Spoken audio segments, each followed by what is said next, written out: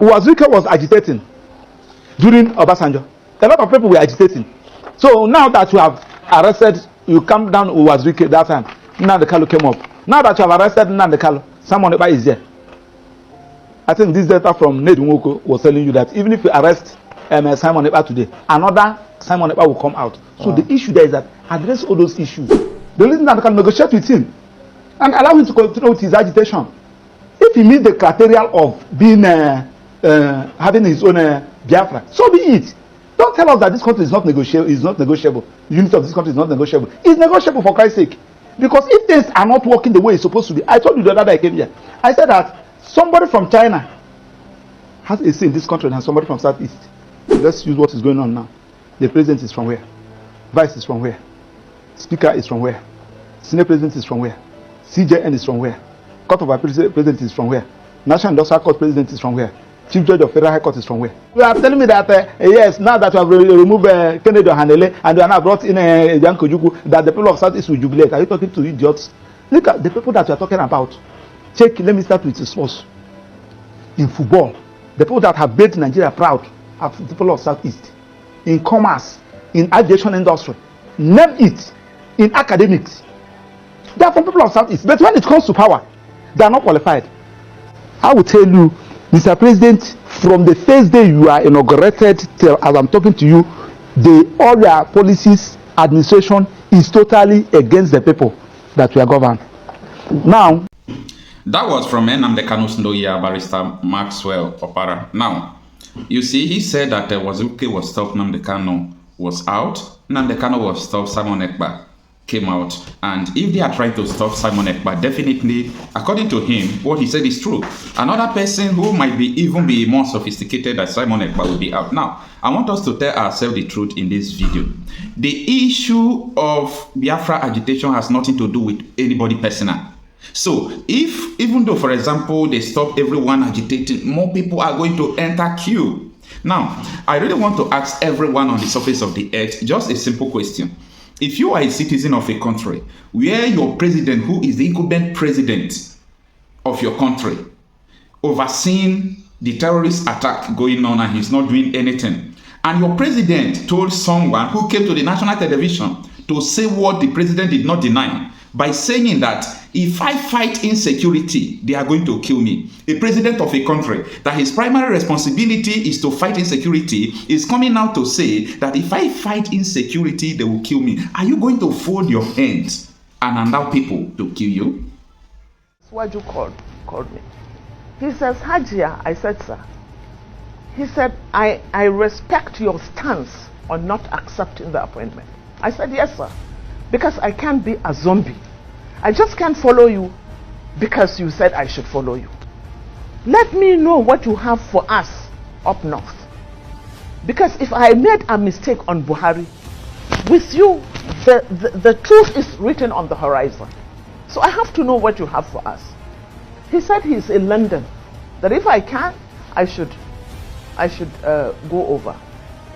He offered to buy me a ticket. I said, no, sir, I can afford a ticket.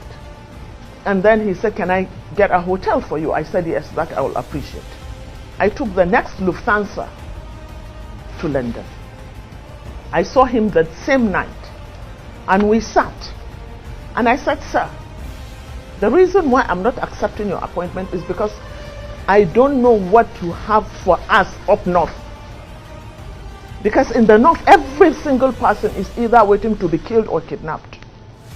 We can't go on like this. What is your blueprint for us? He told me that he doesn't have anything for us. I said, you mean, sir, you don't have a blueprint? He said, I can't have a blueprint because if I have a blueprint, I'll be stepping on too many toes and they might even kill me. This was what he said. You heard her, right? Now, as a citizen of a nation, what are you going to do concerning this? Before you blame Simon Ekpa, right? Like the way people blame Nnamdi Kanu. Listen to the Zamfara state governor. He said that the minister, the honorable minister of defense state, is the one that is sponsoring terrorism. So before you call someone that is allegedly maybe invited for inciting terrorists, someone has been accused right there before you. What are they doing about that? So before you judge Simon Ekpa, I want you to listen to this video. You know, in fact, let me say this very categorical. If I were him, I would resign and face all the allegations against me.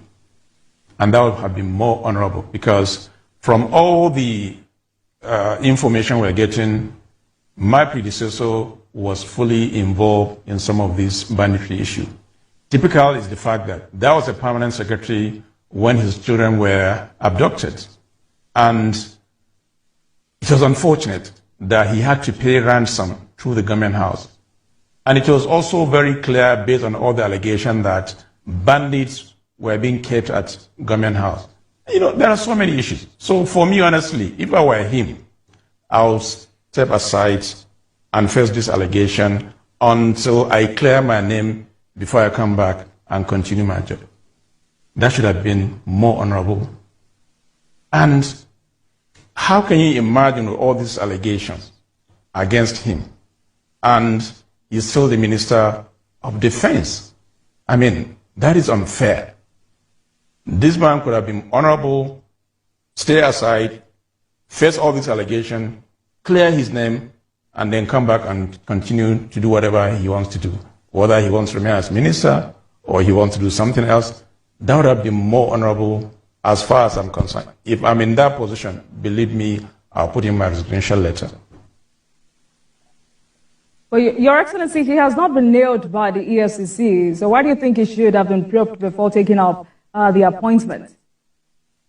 There were a lot of issues in the past. Like I said, we know where these guys are. We know where they live. We know their parents. You know them as a government. Of course we do. They live with the same community we live. So why is it difficult to get them? That is the $1 million question that I should ask you. We are trying to understand, for those of us who are now conversant with Zamfara, have never been there, and we hear you as a chief security officer speak tonight to say you know these people, but yet you can't get them. It's a head scratcher. It is something that we are trying to all put our heads together. That is why, from what I can do as a governor, to have this CPG as a first line of defense. Of course, military are there, police are there, as well as civil defense, but they are not under my control. They are under the control of federal government. And they're... Yes, you heard him right. Before you judge people who are agitating for Biafra, I want you to remember that this thing did not start in a day. There are causes to these things. It's like when you come out in your house and you open you invite, maybe your children open your tap, and the tap is already flooding your parlor. What are you going to do? To start, trying to clean up the water, or for you to off the tap first? I think the first thing the federal government should do is to off the tap, which is to give these people what they are looking for. Because no matter what you do, you will continue to see people who are sophisticated in Biafra agitation. I'm just trying to be sincere, to say the truth about the reality on ground. And before you condemn Simon Ekpa, look at the main terrorists there, where they are challenging the Nigerian government and nobody arrested them.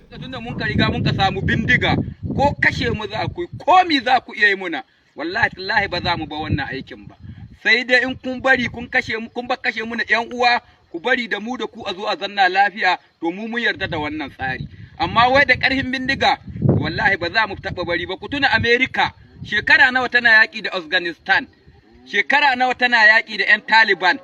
Tun da Usama bin Laden ya bar duniya, har yanzu ƙungiyar shi na ana yaƙi da ita. Duk ba a ƙara waɗannan mutanen ba, sai ku da na samo bindigogi, ku halba ku kashe wanda za ku kashewa, ku kuma manoma ku ji. Duk da kun ka sani sun ka kawo mana farmaki, ku ji manoma, ku sani wanga geron da kun ka noma da wannan dawat ba raban ku bane. Ku sani ba su zowa su kashe muna shanun ƴan uwan mu Fulani makiyaya, su ce wai an zauna lafiya. Ba mu taɓa yarda ba. Sannan ku malamai na dawo kansu da kuke cewa mina ne ku ƙaro masu duk duniya ku haɗo ku basu. In kun iya ku ƙaryata wannan aya da tace kullu nafsi za'ikatu mauti, dukkan mai rai zai mutu. In kun iya ku ƙaryata ta, ko ku ce Allah da ya faɗe ta bai iya ba. Ku ce ran da za ku mutuwa ku gat ku mutu, ko kuma ku ce tunda Allah ya halitti turji sai ya shekara 30 ko 40 ko 100, ku ƙaryata wanda ya halicce mu. In kun ka ƙaryata shi, to kaga mu mun tabbata kun kai Hausawa ma. All right, just to mention but few. Just watch to the end of this video. I understand why nobody should fold his hand and allow all these terrorists to come and kill you and wipe away your community and do all sort of evil against you. Nobody should fold his or her hands. So I do not blame people who are agitating for Biafra, and I do not blame anybody who said he want to leave Nigeria. Even me, I want to leave. Even me, I am in support to any group because it is their right. Any group that says they don't want to belong to this country, I'm in support of them. I am saying it wholeheartedly, without any apology at all, because it is their fundamental human right. It is their right to say, I don't want to be killed by terrorists. I don't want to be under a government that don't care for her people. I don't want to be under a president that says if you fight insecurity, they will kill him. I don't want to be under a government that appoint Minister of Defense who has been accused of sponsoring terrorists and so on and so forth. So I want you to critically look at this issue and let me know what you think. Taraba is a mini state. It's a mini Nigeria composed of various ethnic groups living together reasonably peacefully. But the peace in this state is under assault. There's an attempt at ethnic cleansing in this state and of course in all the riverine states of Nigeria. We must resist it. We must stop it. Every one of us must rise up. The armed forces are not neutral. They collude. They collude. They collude with the armed bandits that kill people, kill Nigerians. They facilitate their movements. They cover them. If you are depending on the armed forces to stop the killings, you will all die one by one. The ethnic cleansing must stop in Taraba state. It must stop in all the states of Nigeria. Otherwise, Somalia will be a child's play. I ask every one of you to be alert and defend your country, defend your territory, defend your state. You have nowhere else to go. You have nowhere else to go. In trying to remove Jonathan, there were stateless persons that were from the Sahel region that were imported into Nigeria, and a former chairman of PDP made that statement. I'm not the person that made it. But that importation is a fact, is it? That importation is a fact. What has happened in Nigeria is that most of the time when something comes up today, we never sit back and say, how did we get to this point? We got to this point by virtue of the fact of the effort to remove President Jonathan. There had always been this herder-farmer clash, but it never got to this point where whole communities were exterminated so that some people will be roaming freely within their land, which is what happens in Plateau and in Benue State. I think Benue is the worst hit. Precisely. Yeah. And you know why? Because most of the banks of the Benue is lush. Because it's watered by the Benue River. And so these people came and they want. And who are these people? And that's a question that we have not dealt with. The bill first said that we have to confine these people to the ranches within their states of origin. And somebody woke up and said, no, every Nigerian has a right to go around. There's no such thing like a state of origin. Why will anybody make that statement? Reason is that in trying to remove Jonathan, there were stateless persons that were from the Sahel region that were imported into Nigeria. And a former chairman of PDP made that statement. I'm not the person that made it. But that importation is a fact, is it? That importation is a fact. If you ask any Nigerian Fulani, he will tell you that there's something called the Bororo Fulani. And that Bororo Fulani are these imported ones. They don't own land. Therefore, what they want to do is to settle in Nigeria. They were given free passage, let me just say it, by the Buhari regime. And we were shouting at that time, don't bring people into Nigeria who are not Nigerians. They won't have sympathy. They won't know what has happened. All they want to do is displace you, take over your place, and roam freely within that place. But there were cattle herders as well. They were, but the Nigerian cattle herders were not carrying AK-47 rifles and other. So these guys brought their guns with them. So these guys brought their guns with them. First thing they did was to start to rustle the cattle belonging to Nigerians. And so a Nigerian herder who loses his cattle has nowhere else to go. He becomes part of them because he is given, okay, you either join us or you got nothing. And some of them, of course, joined. And so we have this complicated problem. And this complicated problem is what we want to solve by saying, can we confine you to a particular place? If you have, okay, what you want to do is to move your cattle from where there is grass to another place where there is grass, and you can roam around with them. And I also pointed out on the floor of the Senate that